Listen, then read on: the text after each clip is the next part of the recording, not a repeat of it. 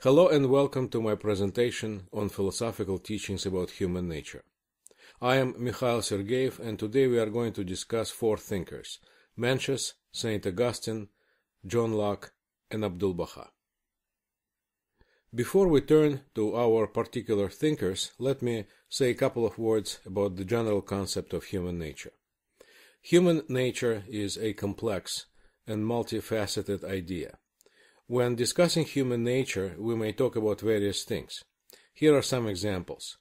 We may talk about personhood, self-identity, or an I, pre-existence in the form of reincarnation, for example, the immortality of the soul, or life after death, bodily resurrection, mind versus brain, or brain versus body, creation versus evolution, and human nature and virtues. Today we are going to focus on one aspect of the issue of human nature, namely human nature and virtues.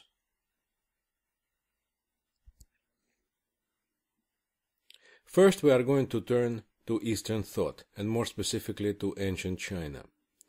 In ancient China, we are going to discuss Confucianism, a philosophical movement that was started by Confucius.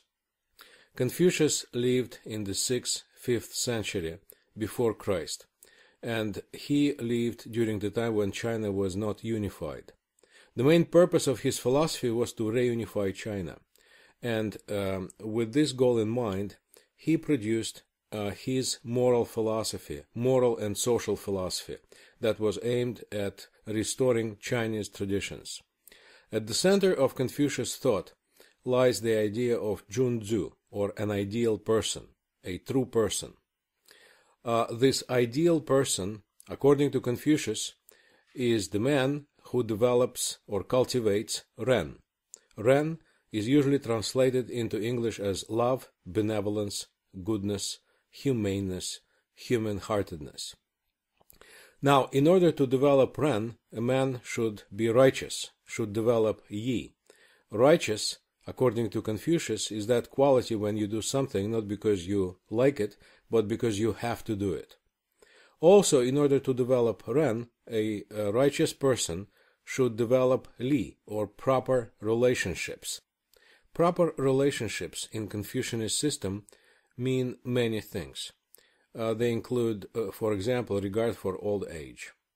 They include proper relationship between a parent and a child, a husband and wife, an older sibling and a younger sibling, a friend and another friend, and finally the subject and the ruler. According to Confucius, the subject should obey the ruler, and the ruler should be good to the subject. So hence, another major concept in Confucianism, the concept of Te, which is translated as power, nature, and virtue. In Confucianism, Te means the power of the ruler, and according to Confucius, the ruler should have all the power within the state, but at the same time, he should have the mandate of heaven, the so-called Tianming, which means that he should be a good moral person in order to be responsible for his subjects. Otherwise, he will lose his power.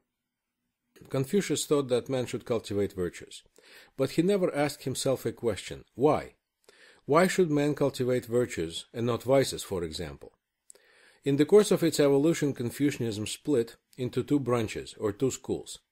The first branch was represented by Mencius. It was called idealistic Confucianism.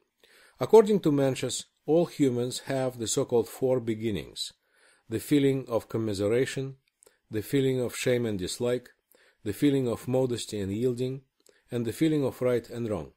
And where properly developed, those four feelings will lead to the four constant virtues, the main Confucianist virtues, the virtue of love, righteousness, propriety, and wisdom.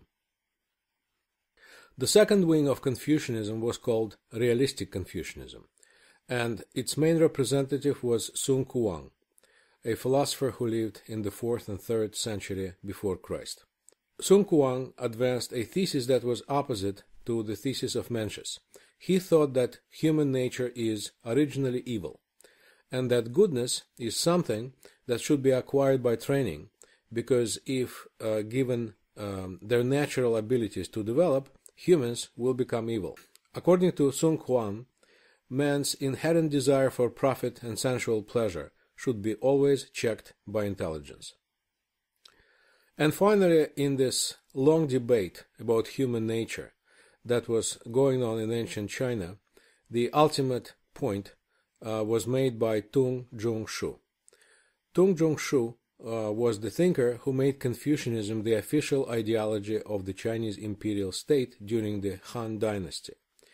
The Han Dynasty survived for about 4 centuries, roughly from the 2nd century before Christ up to the 2nd century after Christ.